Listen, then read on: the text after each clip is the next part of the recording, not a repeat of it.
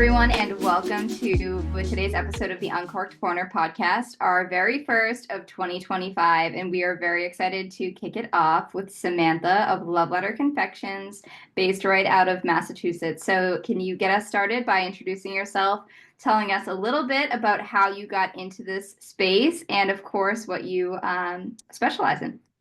Sure. So my name is Samantha Lavadier. I own Love Letter Confections. And it was one of those things where, I mean, you know how like everyone developed a hobby during COVID? Like I had my bread hobby, my bread fixation, and I was just watching Food Network and I watched someone just really quickly just start tempering chocolate. And it was one of those things where I guess I didn't really know what chocolate was truly, because I was very fascinated by it. And so I decided to be like, I want to do that. I want to make chocolate. That looks so easy. I want to like try my hand at it very just kind of nonchalantly. And I got my first bag of very nice chocolate. It was Valrhona, which is one of the nicest brands you can get, apparently. I just bought on Amazon. And I just butchered my first batch very quickly. And that was when I realized we're like, oh, wow, this is a science. This is more than just putting in a double boiler and hoping for the best. It's a lot of, I think someone compared it in one of the many videos that I've watched since then, compared it to blacksmithing, where it's like a lot of controlling the temperature, heating and cooling until you get that right uh, composition of just, and it can be very tedious and very painstaking. But once I eventually kind of got it right, I was like, I like this. I want to keep doing this. But it was one of those things where it's like chocolate's expensive.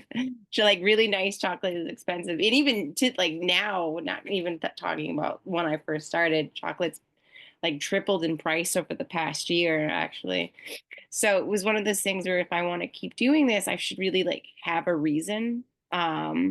So I was like, I should try and sell these. And like, how do you sell a product? I guess like at markets. And it just kind of took off from there as I just got a lot of interest in my product and like how I made it, how I marketed it. And so, yeah. And so I just ended up kind of riding that sort of momentum into this upcoming market in February.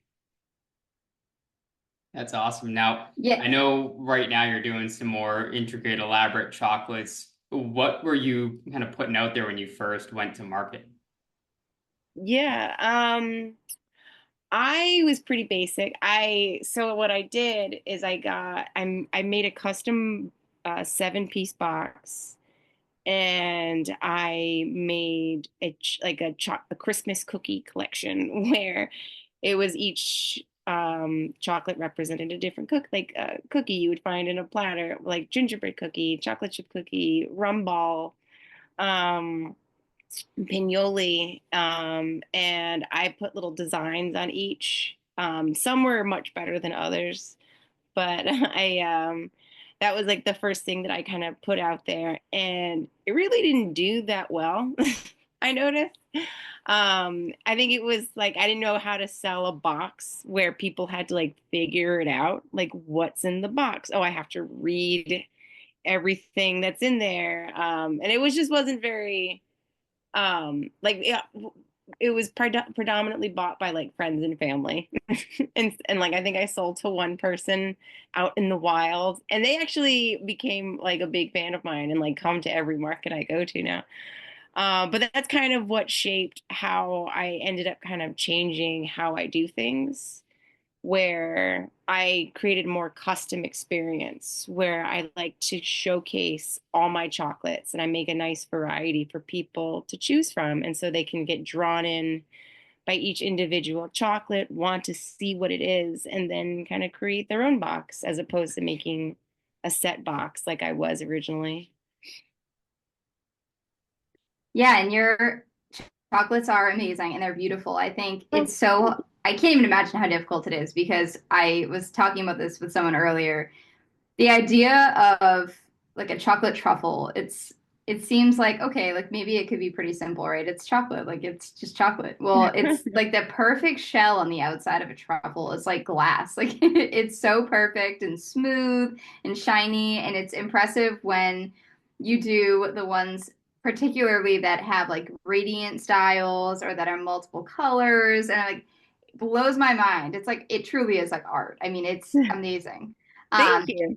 and I think for anybody listening who hasn't seen the chocolates, you have to go look at her social media accounts because I love how you present them in the glass case. Like I feel like I'm looking at like a jewelry setup, like I'm going in and it's like this fancy kind of like setup where it just feels like luxurious. And I just think it's really different and cool the way that you do that because I feel like a lot of like culinary setups can be very similar. So you're very different in that way. So for anybody listening, you have to go look at the pictures. They are absolutely amazing. And I think that, it's very different than maybe some things that we've seen at markets in the past. Thank you. Yeah, that's actually there's a local jeweler actually who she wanted to like showcase my chocolates, and she was like, I have this old display case, and I was like, all right, I'll try it, and because I just really wanted her to like me, and I didn't want to give her any lip about it, so I was like, I'll do that, and that's really I was like, wow, this really works, and so that's where I kind of adopted how I first started showing chocolates was like it through her display case, and it's like I like this, I'm gonna keep doing this, so I have her to thank for that. And we're all based out of the North Shore, so I think that's something else too that I wanted to touch on is everyone up here is just so collaborative. And Nick and I have seen this through a lot of the guests that we've had, where breweries will collab and like different types of like food and bev companies kind of like come together. But the North Shore is like such a great area where like people feel so like free and like collaborative in a way that I haven't really seen everywhere. And I just love that so much. Like people are so welcoming of one another and I think that are always looking to support one another too. So um, there's a lot of really cool spots up here, and obviously you're one of them. Thank you. Yeah, it really is. I feel like we're kind of coming off the heels of COVID still, where I don't know, like I feel like people were very excited to work with each other, and like get a momentum back or like restart just the whole community in a way that was just kind of lost during COVID. And so it's been great. It's been really good. I know you brought up one specific box, you did being the first one and being a Christmas box, having more of a custom box his business model. What's the most memorable box you've done so far for a client? Oh man. Um, Most memorable box. I feel like it was actually it wasn't even a box where someone was just came in and they were like, I don't want you to waste your box. I want so many. And they just grabbed like a shoe box nearby and just were like, fill it up. And I was like, oh, okay. And I was like, just cautiously putting in there, waiting for them to change their mind. And they just, they're like, no, keep going. And so it was probably like my most expensive order and my most memorable, which I thought was wonderful. I have to know where they were going with a shoebox full of truffles. Right. I think they were just taking it back to like their coworkers or something. It's like a nice surprise. And I didn't ask too many questions because I was waiting for them to come to their senses. And I'm like, I'm not gonna say much. I'll just do it slowly just in case.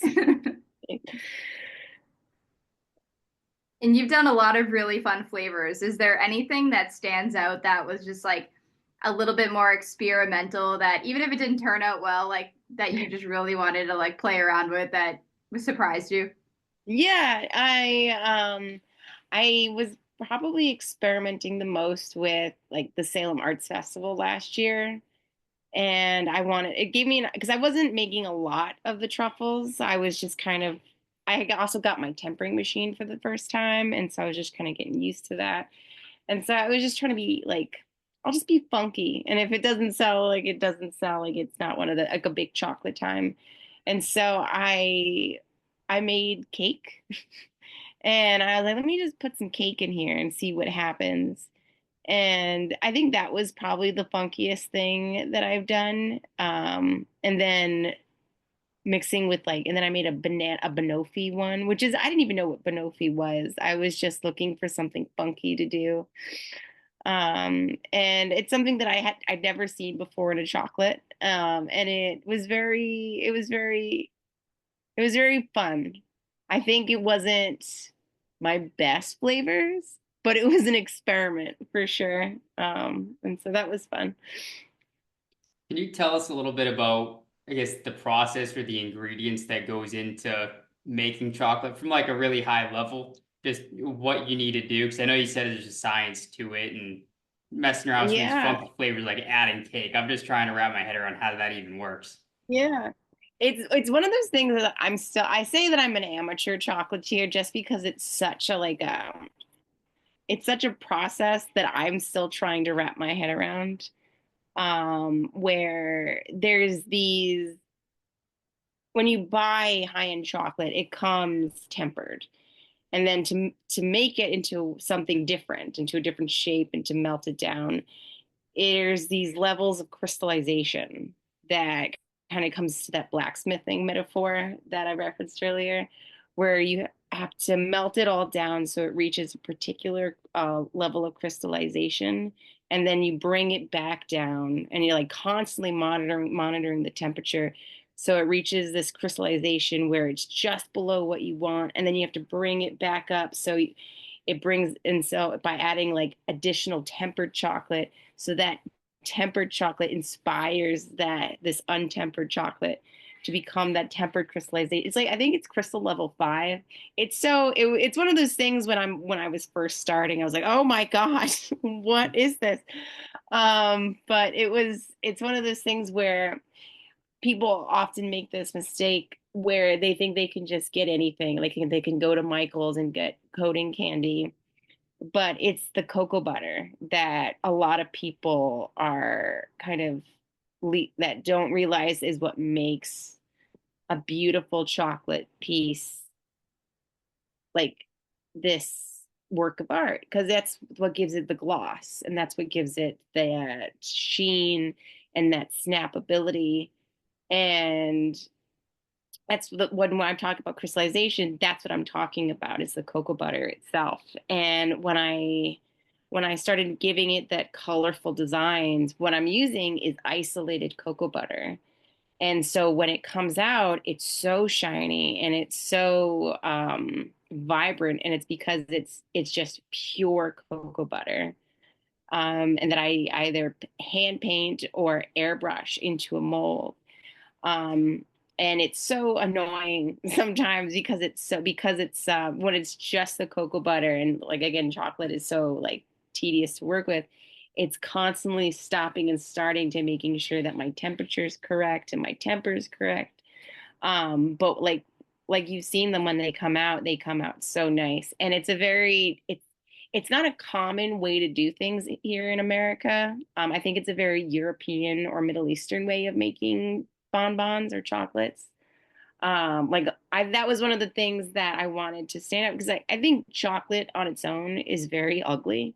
It's not a pretty sight to see. And so I wanted people to, when they looked at my items, to not only be like, oh, chocolate, to be like, oh, wow, that's chocolate, to be surprised.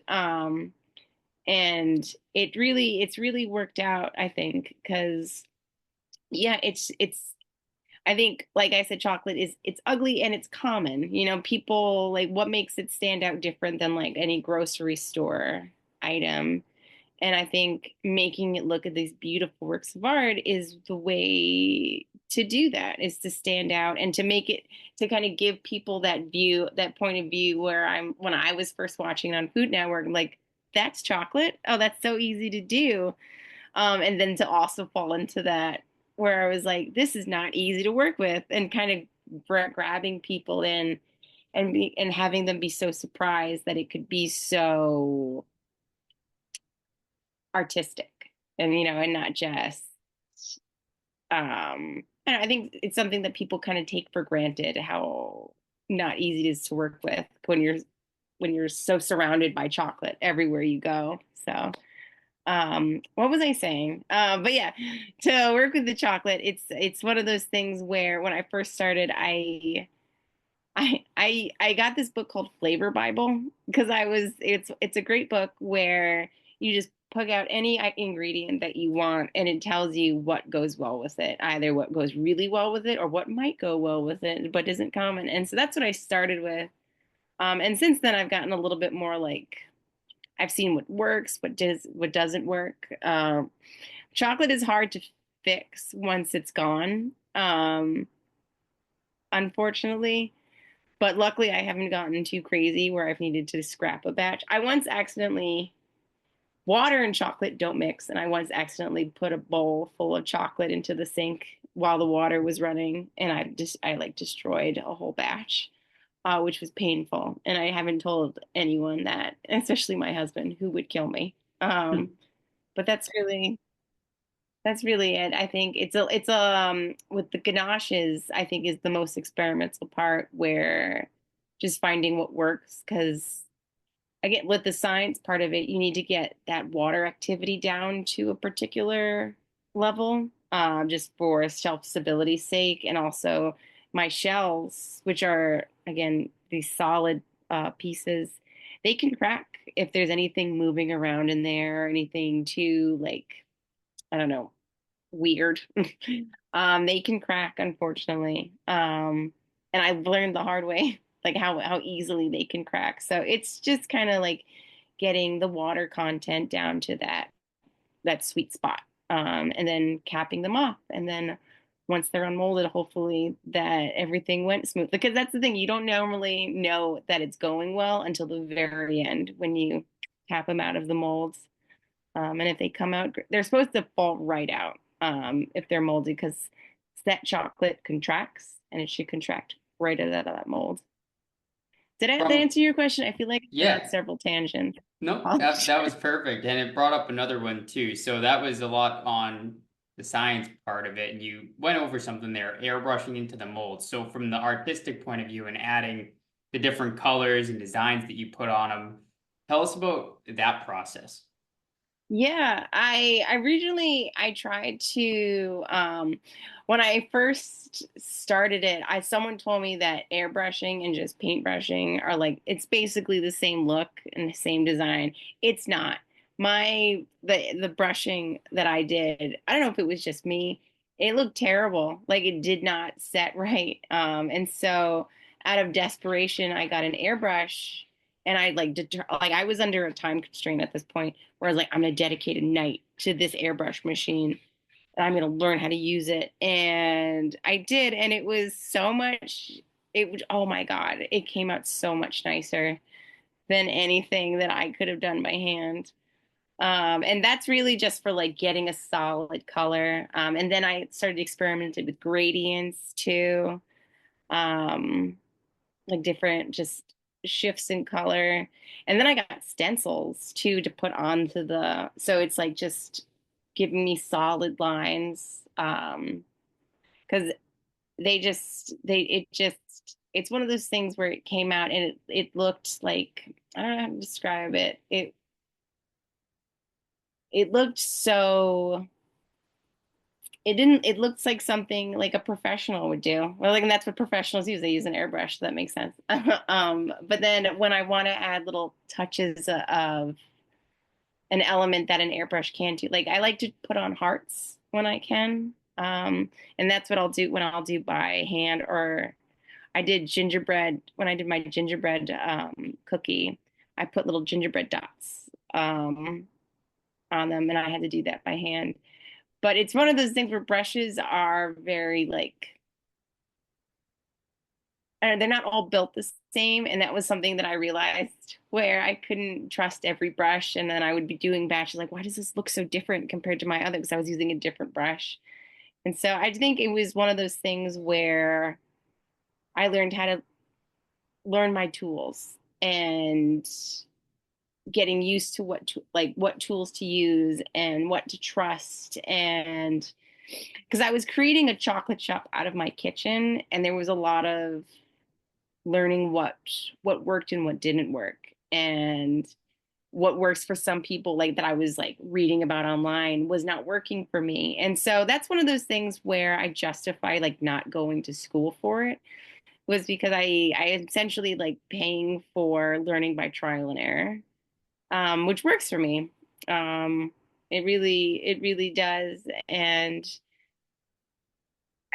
it gives me this opportunity to learn in a way that I feel like doesn't, like it's, I'm learning my weaknesses and being able to focus on them. And like I would love to like eventually maybe go to school, but it's like I've learned so much on my own, and it's it's like I don't know how much, like I feel like I dabbled with the idea of culinary school, and it was one of those things where I get very intimidated very easily by like talent by like very talented people. And so I think the safety of my kitchen kind of just let me, I don't know, dwell on my mistakes without let anyone knowing about them too.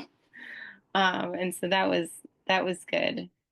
And so yeah, like I'm still to this day still getting like used to my materials, and I'm just very comfortable with an airbrush now. And so most of my designs are all airbrushed, with the exception of there's some designs that I use a brush to kind of swirl on a color to kind of give like a very celestial effect. But those are annoying. I do it because it looks nice, but those are annoying to do.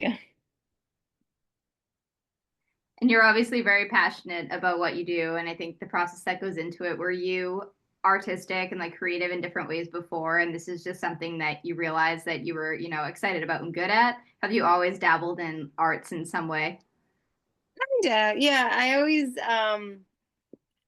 I always tried to be creative, um, but in like in a way where I'm just thinking of all the times I tried to be creative and it was like a disaster.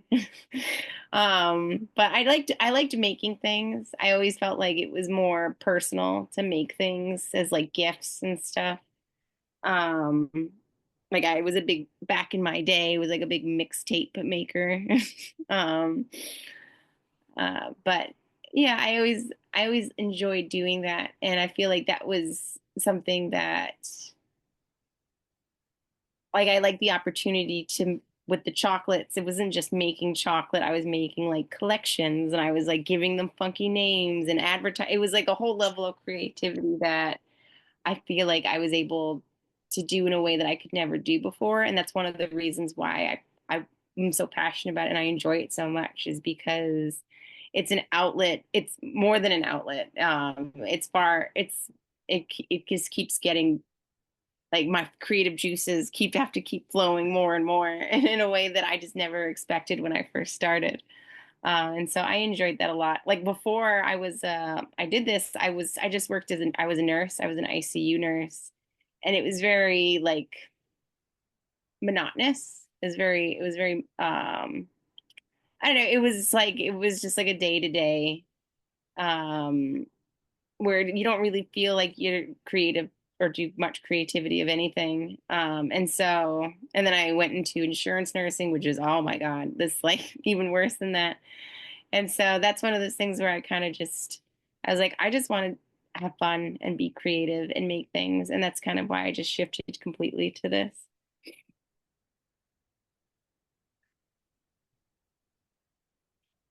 So, what do you have coming up for 2025, and what are you really excited about in the new year? Is there anything on your radar? Yeah, with 2025, I want to, so I, well, so, okay. So I really struggled with Valentine's Day because I didn't really see many places to sell with like compared to October and Christmas where there's so many markets. There's really not much for Valentine's Day. And so I reached out to the Creative Collective, John Andrews, who is fantastic. And I told him about my idea of hosting a market, and I found a venue at the Hawthorne Hotel. I went to check it out and I asked him to meet me there. And I was like, what do you think? And he was like, he's like, I think we can do this. Let's do it together. And we decided to host a market together, and it's the Love Letter Market um, during Salem So Sweet Festival in Salem, Massachusetts. And um, yeah, it should be interesting. It'll be my first time hosting a market. It's not like I've been doing this for years, but I've done a few markets in the past year where I feel like pretty comfortable knowing what works and what doesn't, and like what vendors are looking for and what they're not looking for. Um, and yeah, and then after that, I'm pretty wide open. I have like a lot of health issues that I'm going to be working on, and then hopefully I'll be tip top shape for Halloween again, which is where I did a book of spells last year. I did like a whole 14 piece collection of different chocolate spells and charms and hexes. And I'm going to do that again for this upcoming October in Salem.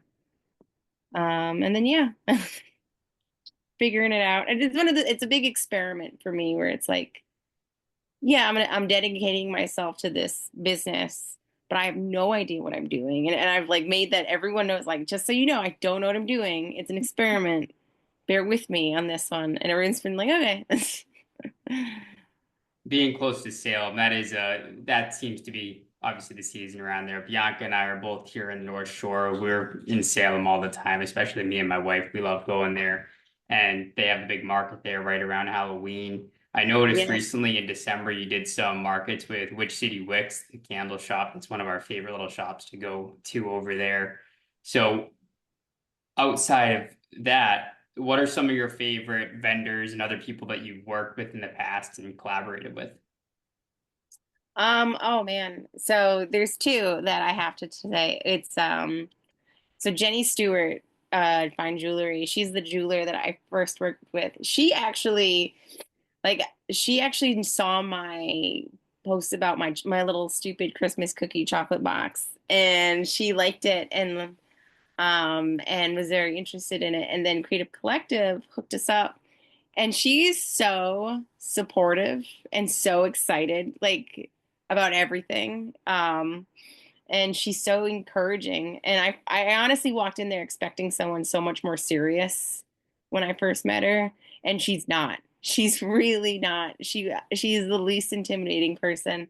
And it's been so great because she just saw my product and she was like, "This works. I like this." And then ever since then, she's constantly inviting me back to host in her Washington Street location, along with this other business, French Press Candle Company, who's also been so supportive. It's one of those environments that I was very touched to see how much everyone really wanted to help me kind of move things up and move things along and wanted to work with me and wanted to create little collaborations. And so those two, they've been absolutely wonderful. And I feel like they've been a good role model for me in how to be with other businesses and how to support other businesses. And so, yeah, they've been great. Jenny Stewart and French Press Candle Company.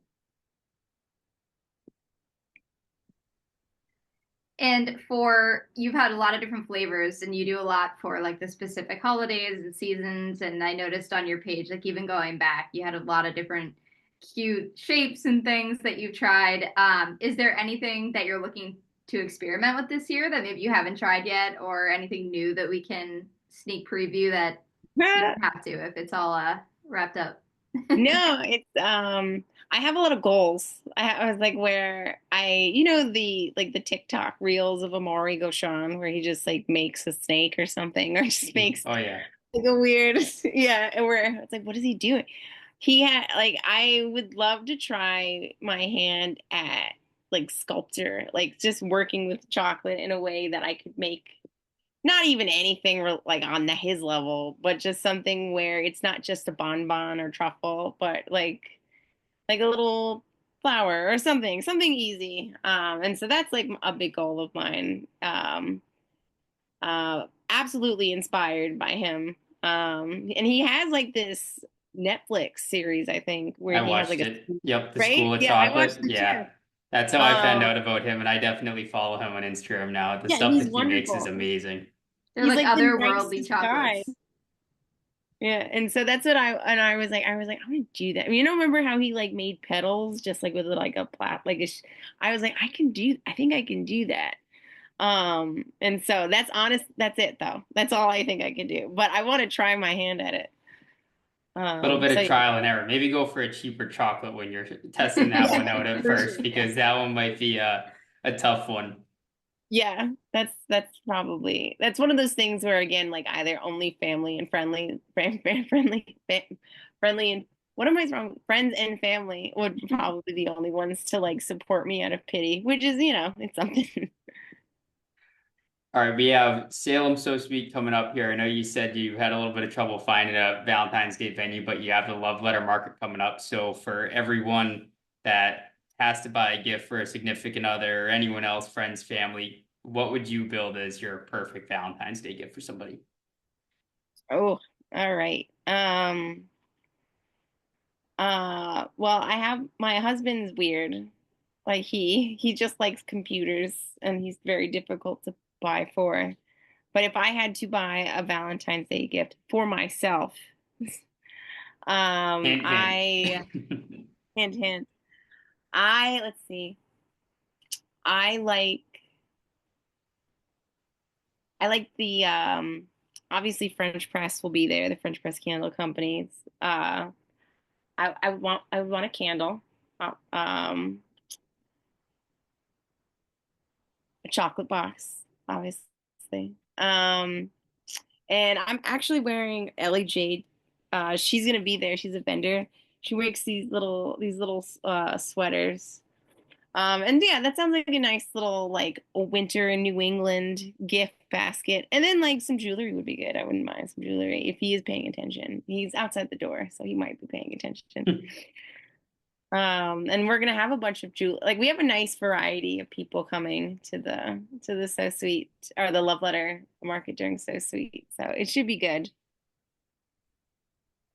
Do you have a Definitely. taxidermy? Oh, sorry. No, we're looking forward to checking it out. We're planning on popping by at some point, hopefully in Yeah. the very beginning. But we're excited about it. As Nick said, we love coming to Salem. I think there's just so much to do there. We're just outside of it and takes like no time to get over there. And there are pointing to your shirt. Everyone can't see obviously, but there are the little cats on there. Oh yeah, that's right. I like how I'm showing That's like it. so Like, Salem. Everything is cats. So I know that was my original business name was Moonstruck. And I had my logo was like this little cat on a moon, and that was because, like I said, chocolate is ugly. Like I kept trying to figure out how to make a logo with chocolate. It does not look good, and I was like, you know what? I'm probably just gonna sell in Salem, and I have two cats, and so I just put my cats on a logo, and it worked. People loved it. People like ate it up. That was like a big thing originally. It was like, oh my God, I love cats, and like I don't care what you're selling. But then yeah, I had to change it, so it's fine. But I miss my cats. So, for everyone who's listening, is there anything else that you want to share before we wrap? We've absolutely loved talking to you and hearing all about your experience and how you got this far, and of course, what you have coming up. But we want to give you a little space to share anything else that you maybe didn't. And then we plug your social channels, of course, so everyone can check you out. Well, thank you. Yeah, no, I think I just want to shout out to the Creative Collective. Again, they like really made things happen for me, and they just constantly thinking of me when there's any opportunity for a chocolatier to pop in. They're just making a lot of things happen, and I can't thank them enough. And they're like magic makers. They're the people to make something happen in Salem and the North Shore, and where there's a market or a connection. And I can't thank them enough for all they've done for me. So yeah, I just wanted to put that quick blurb in there. Well, that's how we met you. So they're Oh yeah, that's right. obviously they're great at making connections. I've been to quite a few of their events, and they're always just like the most pleasant group of people too, which is can't go wrong being around good people. So certainly a good plug. I think they're great for anybody who's in like an artisan space or has some sort of a creative outlet or just wants to meet people who are in that like-minded that mindset. So yeah, I would definitely agree on that. And for everyone listening, want to just share your social accounts or your website where they can order some chocolates. And I think Cool. after that, we can wrap. Sounds good. Yeah, I am at loveletterconfections.com. I probably won't start taking orders till like around like first week of February. But you can pay attention to my flavors as they come out. And my Instagram handle is also Love Letter Confections. So no surprise there. I believe it's February 8th, Saturday is the Love Letter Market, right? Oh, yes, yes. Set February 8th at the Hawthorne Hotel from 12 to 5. And there's going to be a ton of stuff to do. John Andrews, who's involved, he's making it a whole experience. So it's going to be a lot of fun. Awesome. We'll be there, and then we're for sure going across the street to Goodnight Fatties after. That's one of our Oh, favorite spots as well. So we'll I have to love try it. not to fill up too much on chocolate. But thanks so much again for taking the time to work with us, talk with us today. Look forward to checking out the market coming up soon. But outside of that, have a good night. Cheers. Cheers. Cheers. Thank you.